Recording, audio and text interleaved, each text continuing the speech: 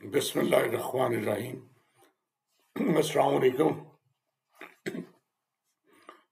میں ہوں پروفیسر تنویر صادق اپنے چینل کے ساتھ۔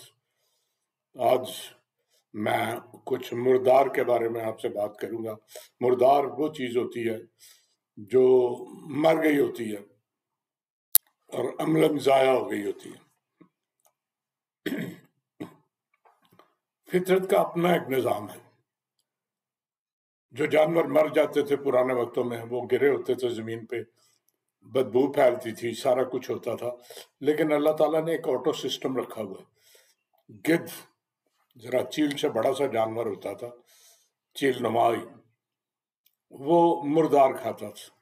جہاں کوئی جانور مرا ہوا ملنا، آپ نے دیکھنا وہاں سینکڑوں گدھ اکٹھے ہو جاتے، تھوڑی تھوڑی بوٹی اس کی اتارتے، ہڈی اتارتے، اور پھر وہ ڈھانچہ وہاں رہ جاتا جو ایک آدھ دن میں سوکھ کے بالکل بدبو بھی صاف ہو جاتی۔ یہ خودکار نظام تھا رب العزت کا مردار ضائع کرنے کا۔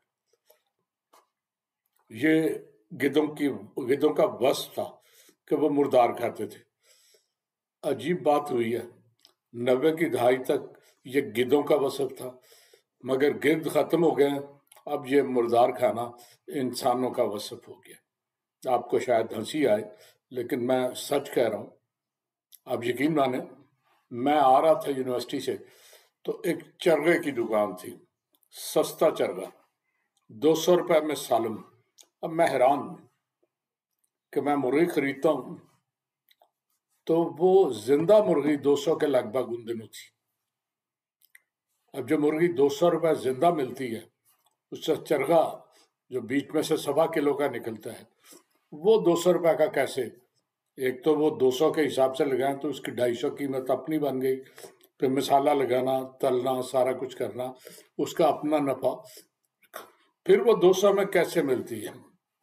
میں نے کوشش کی، تحقیق کی، دوستوں سے پوچھا، کوئی واقفوں سے، تو پتہ چلا کہ اس شہر میں ایک بہت بڑا کاروبار یہ ہے کہ مردہ مرغی بھی بکتی ہے۔ کسی بڑے دکاندار کے پاس چلے جائیں، سامنے وہ اس نے بڑے بڑے وہ پنجرے رکھے ہیں جس میں زندہ مرغی ہیں، اور پیچھے ایک ڈھیر، بہت بڑا ڈھیر پڑا ہوتا ہے جس میں مردہ مرغیاں بیٹھی ہیں۔ تھوڑی تھوڑی وہ زندہ میں مکس کر لیتا ہے، نہ بھی کرے تو چرے والے وہ مرغی لے جاتے ہیں۔ کسی کو کیا پتا یہ زندہ تھی یا مردہ تھی، اس کے پاس تو مردہ حالت ہی میں پہنچنی ہے۔ بڑا عجیب تھا، کوئی پوچھنے والا نہیں تھا۔ ایک دن میں نے ایک آدمی کو پکڑ لیا، میں نے کہا یار تم کیا کرتے ہو، یہ مرغی کیوں خرید کے لاؤ؟ اس نے کہا میں غریب آدمی ہوں، جو حالات جا رہے ہیں، میرے بچے گوشت کیا چیز خریدوں؟ گوشت 400-500 روپے کلو ہے، دال 300-350 روپے کلو ہے، گوشت تو میرا تصور ہی ختم ہو گیا، دال بھی اب میں خریدنے کے قابل نہیں رہا، سبزی کس کو ہاتھ لگاؤں؟ جس کو دیکھتا ہوں 200 روپے کلو۔ تو مجھے سب سے سستی چیز ہے، گوشت مل جاتا ہے، میرے بچے بھی خوش ہو جاتے ہیں۔ میں روز تو دکاندار کو پتا ہے، میں جاتا ہوں، اسے کہتا ہوں 2 کلو، وہ 100 روپیہ 120 روپے لیتا ہے، اور 2 کلو مرغی آرام سے مجھے پکڑا دیتا ہے۔ وہ ساری مردہ ہے، مجھے پتا ہے، لیکن کیا کروں؟ میں نے کہا یہ شرم کرو کچھ اپنے آپ، یہ مردار ہے اور یہ کھانا حرام ہے، تم کچھ اپنا خیال کرو، اسلامی قدروں، اخلاقی قدروں، سماجی قدروں کا، کسی لحاظ سے بھی یہ چیز جائز نہیں ہے، مگر تم ڈٹائی سے کر رہے ہو۔ میری 2 باتیں سننے کے بعد وہ مجھ سے لڑنے مرنے کو تیار ہو گیا۔ وہ کہتا ہے مجھے باتیں بناتے ہو، تم خود جا کے دیکھو، یہ جو تمہارے بڑے بڑے سیاستدان ہیں، ان کے پاس جو بڑی بڑی رقمیں ہیں، کیا مردار نہیں ہیں؟ انہیں جائز ہے، میرے لیے مرغی ہے چھوٹی سی، وہ ناجائز ہو گئی۔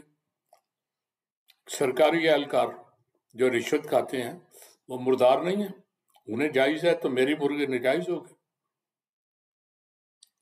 وہ جو صنعتکار بجلی چوری کرتے ہیں وہ جائز ہے، میری مرغی مردار ہے۔ یہ جو لوگ بڑے بڑے کاروباری ٹیکس چوری کرتے ہیں وہ جائز ہے، میری مرغی مردار ہے۔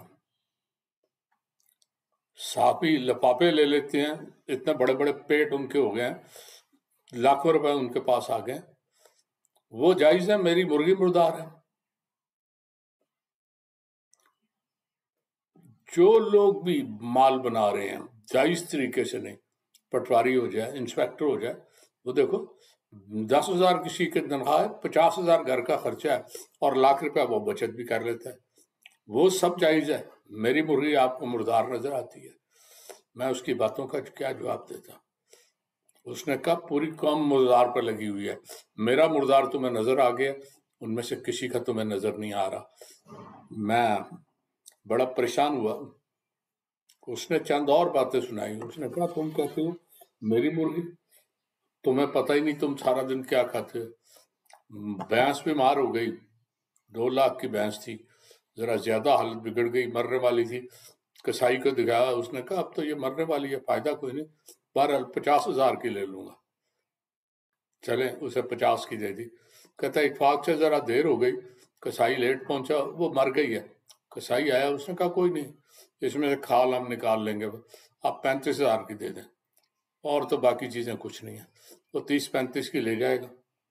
وہ مردہ کو بھی ذبح کر دیتا ہے، سارا گوشت ہوٹلوں میں چلا جاتا ہے، کسی کو نہیں پتا۔ ہوٹل والے کو تو سستا گوشت چاہیے، وہ کہتا ہے جیسے مرضی آیا۔ تو پوری قوم، ساری کی ساری قوم ہماری مردار پہ لگی ہے۔ تو میری مردار مرغی کو کیوں تم خواہ الزام دے رہے ہو؟ جا کے پوری قوم سے نپٹو۔ قوم میں جو کچھ ہو رہا ہے اس مردار کو کوئی نہیں پوچھتا۔ تو میرے مردار پہ خدا را تنقید نہ کرو، میرے بچوں کو کچھ کھانے کے قابل رہنے دو۔ میرے پاس کوئی وسائل نہیں ہے، میں کیا کروں؟ میں تو مجبور ہوں، جو نہیں مجبور ان پہ جا کے پہلے تنقید کرو۔ میں بڑی دیر سوچتا رہا کہ وہ جو کہہ رہا ہے کہہ تو سچ رہا ہے، لیکن کیا کیا جائے؟ اس ملک میں کوئی کسی کو نہیں پوچھ سکتا اور نہ ہی کسی کے بارے میں کچھ کہہ سکتا ہے۔ بس رب کریم ہے جو کبھی اس قوم پہ کوئی فضل کر دے، تو یہ جو ہمارے زندہ گرد ہیں، ہمارے سیاستدان، ہمارے بیوروکریٹ، جج، جرنیل، صحافی، سب اللہ تعالیٰ انہیں ہدایت دے۔